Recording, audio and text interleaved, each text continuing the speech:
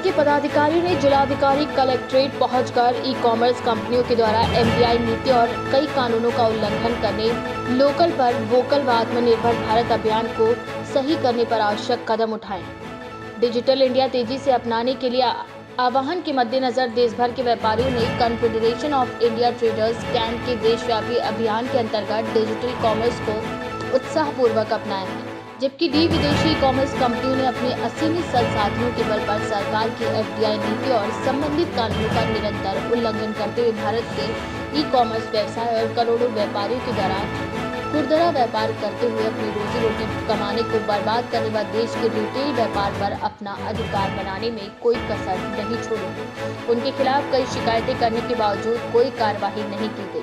इस विषय पर देश भर के व्यापारियों के लिए ऑनलाइन व्यापारिक गतिविधियों से जुड़ने और डिजिटल कॉमर्स में आत्मनिर्भर बनने के लिए लक्ष्य में बेहद रुकावट बन गया, जिस पर उन्होंने अनुरोध करते हुए कहा कि ऐसी ई कॉमर्स कंपनियों के खिलाफ कड़ी कार्रवाई की जाए व भारत में ई कॉमर्स व्यवसाय को विनियमित करने और निगरानी करने के लिए एक सशक्त रेगुलेटरी अथॉरिटी के स्पष्ट प्रावधान के साथ एक ई कॉमर्स नीति को तुरंत घोषित किया जाए।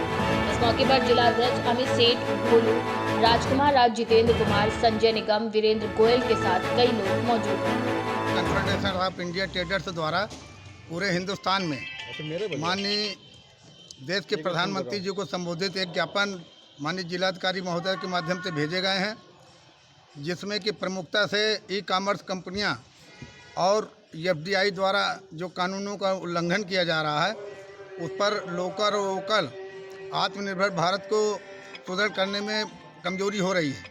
तो कैट की मांग है कि ये जो ई कॉमर्स कंपनियां हैं जो कानूनों को उल्लंघन करके व्यापार कर रही हैं अब देश में, उनमें प्रतिबंध लगाया जाए ताकि हमारे देश का व्यापारी आत्मनिर्भर होकर अपना व्यापार सुचारू रूप से कर सके।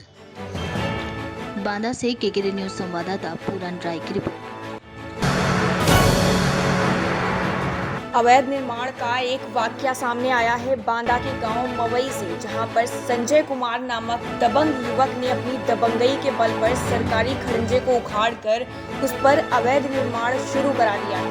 खंजे के हटने से वहां के निवासियों को जल निकासी और आवागमन में काफी मुश्किलों का सामना करना पड़ रहा है। वहीं इस मौके पर पूर्व प्रधान राजकरण वर्मा सहित अन्य लोग भी मौजूद थे। राजकुमार, कहाँ के रहने वाले हैं आप लोग? मवई बुजुर्ग। ये सभी लोग मवई के रहने वाले? जी, सभी लोग मवई के हैं। आज जिलाधिकारी कार्यालय आए हैं, किस लिए आए हो आप लोग? ये हम लोग अपनी समस्या लेकर आए हैं कि जो ग्राम मवई बुजुर्ग में पेट्रोल पंप है उसके ठीक सामने एक केला फ्रूट फैक्ट्री है जो संजय गुप्ता जी की है। वहाँ से एक रास्ता निकला हुआ है जिसकी गाटा संख्या 1323 है, जो कि सरकारी गाटा संख्या है और नक्शे में भी दर्ज है, जिस पर अवैध तरीके से उसमें निर्माण करा लिया गया है। इसके बावजूद बगल से एक निकलने के लिए मोहल्ले वासियों को रास्ता थी, जो आज से 15 वर्ष पहले से खड़ंजा निर्माण भी है, उसमें ग्राम प्रधान ने कराया था।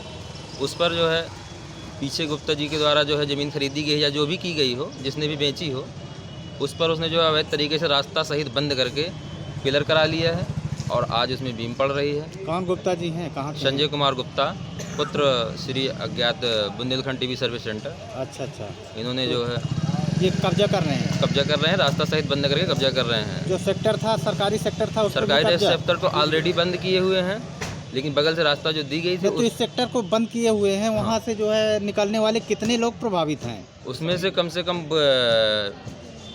25 से 30 घर करीब होंगे। 25 से 30 घर? हाँ। नहीं तो इस संबंध में जिला प्रशासन कार्रवाई नहीं कर रहा है? अवगत कराया जा चुका है। हाँ। 1-2 बार जांच पड़ताल हुई है, फिर ठंडे बस्ते में डाल दिया जाता है, पैसे हैं, सब कुछ है, उसके बल पर जो है सुनवाई नहीं हो रही है। हम चाहते हैं कि या तो हमारी सार्वजनिक रास्ता खुल जाए, अगर सार्वजनिक रास्ता तो खुल जाए और जो अवैध निर्माण हो रहा है पीछे रास्ते में वो भी खुल जाए, ताकि जो लोग मोहल्ले वासियों को पानी निकासी, आने जाने की दिक्कत, तमाम तरह की समस्याएं हैं। कहाँ शिकायत की आपने? शिकायत हम ही आज लेकर आए हैं। इससे पहले भी की थी आपने? इससे पहले भी शिकायत की गई है, कोई कार्रवाई नहीं हुई है। बांदा से केकेडी न्यूज संवाददाता पूरन राय की रिपोर्ट। यूपी के बांदा में हथियारबंद अज्ञात बदमाशों ने कोतवाली देहात जमालपुर गांव में चोरी की घटना को अंजाम देकर फरार हो रहे थे। इसके बाद दुकान संचालक ने चोरों को भागते हुए देख उनका पीछा किया था, तो वहीं बदमाशों ने पकड़े जाने के डर से दुकान संचालकों पर कई राउंड फायरिंग कर दी, जिसमें 2 फायर युवक को लग गए। पहला फायर उसके पेट में लगा और दूसरा फायर उसके कमर में जा लगा। इस गोलीकांड की घटना के बाद इलाके के कई लोग मौके पर पहुंचे और घायल को जिला अस्पताल में भर्ती कराया गया, जहां डॉक्टरों ने गंभीर हालत देख प्राथमिक उपचार करने के बाद उसे कानपुर रेफर कर दिया।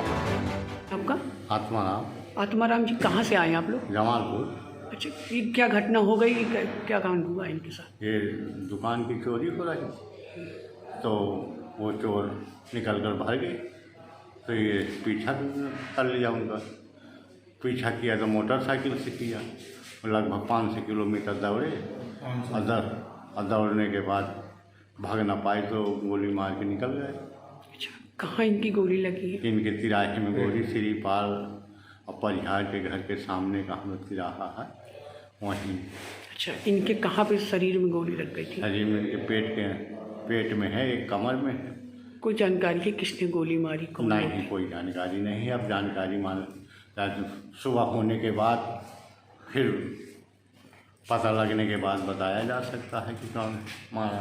अच्छा, थाने से कोई पुलिस पहुंची है आपके मौके पर? नहीं, कोई पुलिस नहीं मौके पर पहुंची। नहीं, कोई वरना किसी ने मदद के लिए कोई मदद नहीं। जब वो फोन कर मामला आया था गोलीकांड का, क्या पूरा? धर्मेंद्र सिंह नाम के मरीज हमारे पास जिला पुरुष चिकित्सालय ट्रामा सेंटर बांदा में तकरीबन सुबह 4 बजे के आसपास लाए गए थे। जमालपुर थाने से थे, तहसील बांदा। बताया जा रहा था कि वो गांव में किसी मतलब अपनी खुद की दुकान है उनकी, और उस दुकान में कुछ चोर घुस गए, जिसकी वजह से उनकी हाथापाई हुई। चोरों ने उनको गोली मार दी। उसके बाद उनको यहाँ पर रेफ़र किया गया। यहाँ पर इलाज चल रहा है। अगर हालत गंभीर होती है तो उनको बाहर रेफ़र करना पड़ सकता है। सर, बॉडी के किस पार्ट में गोली लगी है? अराउंड एम्प्लाइकस 3 to 4 सेंटीमीटर एम्प्लाइकस होता है, उसके ऊपर गन शॉट इंजरी हुई है, और उसके 8 to 9 सेंटीमीटर लेटर तरफ भी इंजरी आई है। बांदा से केकेडी न्यूज़ संवाददाता पूरन राय की रिपोर्ट। ऐसी ही देश दुनिया की तमाम बड़ी खबरें जानने के लिए जुड़े रहिए हमारे साथ और देखते रहिए केकेडी न्यूज़।